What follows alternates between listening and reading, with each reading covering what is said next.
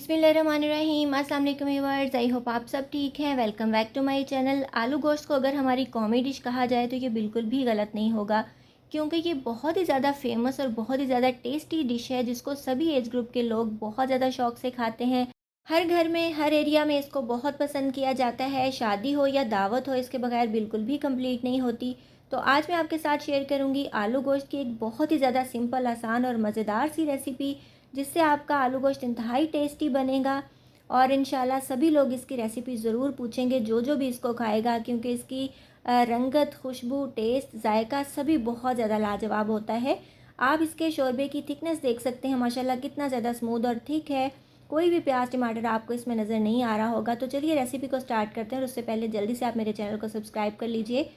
आधा किलो से थोड़ा सा ज़्यादा मटन लिया है मैंने। इसको अच्छी तरीके से वॉश करके हमने कुकर के अंदर ऐड कर लेना है, और उसके बाद डाल देने इसके अंदर 2 बड़े साइज़ के प्याज, जिसको मैंने रफली चॉप कर लिया है। आपको बारीक काटने की ज़रूरत नहीं है, क्योंकि हम जब प्रेशर कुक करते हैं तो गोश्त के साथ ही अच्छे तरीके से ये गल जाता है। एक बड़े साइज़ का टमाटर था मेरे पास फ्रोज़न, वो ऐड किया, छिलका उतार लिया था मैंने। और उसके बाद डाल रही हूँ मैं 10 से 12 जवे लहसुन के। ये देसी लहसुन है, इससे टेस्ट बहुत ही अच्छा आता है। इंग्रेडिएंट्स आपके खालिश होंगे तो आपकी डिश बहुत ज़्यादा मज़े की बनती है।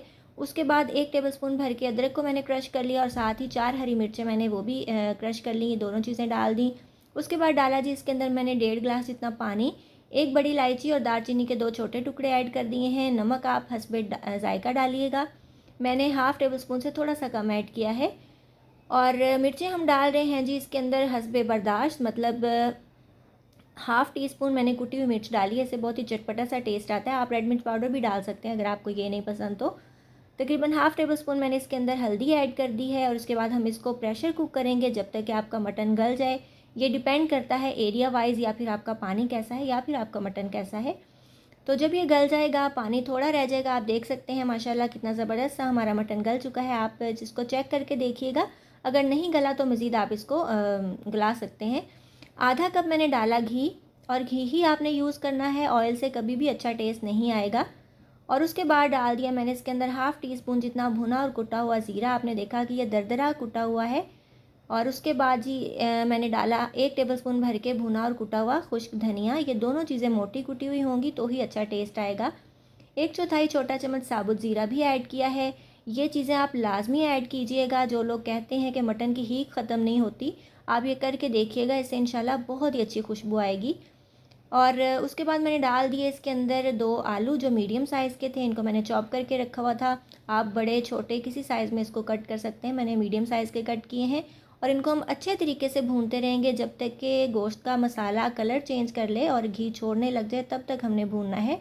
जब तक आप इसको अच्छे तरीके से भूनेंगे नहीं, अच्छा टेस्ट नहीं आएगा, और प्याज भी खड़े खड़े रहेंगे।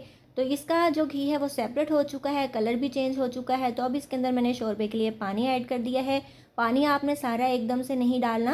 पहले पहले मैंने 1 गिलास ऐड किया, दूसरा गिलास मैंने दोबारा ऐड किया था। इसको पहले मिक्स करके देखेंगे कि कितना थिक लग रहा है, क्योंकि पकने के बाद भी ठीक होगा। 10 से 12 मिनट हम इसको मज़ीद पकाएंगे मीडियम फ्लेम पे, और उसके बाद घी जो है वो ऊपर आ जाएगा और इसका कलर भी चेंज हो जाएगा। आप आलू को तोड़ के देख सकते हैं गला है या नहीं। तो ये माशाल्लाह हमारा आलू गोश्त बन के तैयार है। कुछ चीज़ें एंड पे जाती हैं, मतलब फ्रेश धनिया मैंने धो के काट के रखा हुआ था, वो ऐड किया है। हाफ़ टी स्पून जितना गरम मसाला, जो कि मेरा होममेड है, बहुत ही ज़्यादा खुशबूदार बनता है, वो ऐड कर दिया। और उसके बाद 2 हरी मिर्चें ऐड कर दी। हरी मिर्चें हालांकि साबुत हैं, लेकिन ये बहुत ही अच्छी खुशबू देती हैं, आपकी डिश को खूबसूरती देती हैं, तो ये ज़रूर ऐड कीजिएगा। और कसूरी मेथी डालना बिल्कुल नहीं भूलिएगा। मेरे पास अनफॉर्चुनेटली ख़त्म हो गई थी तो मैंने ऐड नहीं की। ये देखिए माशाल्लाह कितनी ज़्यादा ज़बरदस्त लुक आई है, बहुत ही ज़्यादा टेस्टी और ज़बरदस्त बनता है। मतलब पूछेंगे ज़रूर सभी इधर उधर वाले कि आज आपने क्या बनाया है। इसकी खुशबू ही बहुत ज़्यादा मज़े की होती है। तो आप कसूरी मेथी ज़रूर ऐड कीजिएगा। तो इसके बाद जो है जी, हम आपको डिश आउट भी करके दिखाएंगे कि इसकी जो लुक है वो फाइनल लुक कैसी लग रही है। तो ये देखिए मैंने इसको प्लेट में निकाला है। प्लेट में निकालने का मतलब ये है कि आप शोरबे की थिकनेस चेक कर सकें। ये ना तो बहुत ज़्यादा पतला है, ना ही बहुत ज़्यादा थिक है। और यही आपने रखना है, बहुत ज़्यादा पतला भी नहीं होना चाहिए, बहुत ज़्यादा गाढ़ा भी नहीं होना चाहिए। घी जो है वो बहुत ज़्यादा तैरता हुआ भी ना हो और बहुत ज़्यादा कम भी ना हो। तो आलू जो है वो भी गले हुए हों, मटन के पीसेस भी गले हुए हों, लेकिन टूटे हुए ना हों, मैश ना हुए हुए। तो ये देखें, ये सारी क्वालिटीज़ इसके अंदर हैं। और खुशबू टेस्ट तो आप जब इसको बनाएंगे तभी आप जान पाएंगे कि ये कैसा बना है। तो ये माशाल्लाह बहुत ही ज़्यादा टेस्टी बनता है। और रेसिपी भी आपने देखा कि कितनी ज़्यादा सिंपल है, बस कुछ छोटी छोटी चीज़ें होती हैं जिनको माइंड में रखना पड़ता है। तो आपका जो आलू गोश्त है इंशाल्लाह हमेशा परफेक्ट बनेगा और बहुत ही ज़्यादा मज़े का लगता है। आप इसको चावलों के साथ खाएँ या फिर आप इसको रोटी के साथ खाएँ या फिर आप इसको नान के साथ एंजॉय करें। तो देखिए कितना ज़बरदस्त इसका थिक शोरबा है, कोई भी चीज़ इसके अंदर हमें नज़र नहीं आएगा, इंतहाई स्मूथ ये शोरबा बना है। इसके अलावा आपको मेरे चैनल पे बीफ आलू गोश्त की रेसिपी, चिकन आलू गोश्त की रेसिपी, भिंडी गोश्त है, पालक गोश्त है, गोभी गोश्त है, मटर गोश्त है, शादियों वाला पालक गोश्त बहुत ही ज़्यादा टेस्टी बनता है, उसकी रेसिपी भी आपको मेरे चैनल पे मिल जाएगी। तो आपने रेसिपी का नाम लिखना है और सामने मेरे चैनल का नाम लिख देना है, तो आपको इंशाल्लाह हर तरह की रेसिपीज़ मिल जाएंगी। सो आई होप व्यूवर्स आपको आज की रेसिपी अच्छी लगी होगी। अगर आपको मेरी रेसिपीज़ अच्छी लगती हैं तो जल्दी से मेरे चैनल को सब्सक्राइब कीजिए, बेल आइकन प्रेस कर लीजिए ताकि जब भी मैं कोई नई वीडियो अपलोड करूँ उसका नोटिफिकेशन आपके पास टाइमली आ सके। इसके अलावा मुझे इंस्टाग्राम और फेसबुक पे फॉलो करना बिल्कुल भी नहीं भूलिएगा, फॉलो करना मस्ट है। अपना बहुत सा ख्याल रखिएगा, मुझे दुआ में याद रखिएगा। मिलेंगे इंशाल्लाह नेक्स्ट वीडियो में किसी बहुत ही ज़्यादा इजी, टेस्टी और डिलीशियस सी रेसिपी के साथ। So till then take care, good bye, अल्लाह हाफिज़।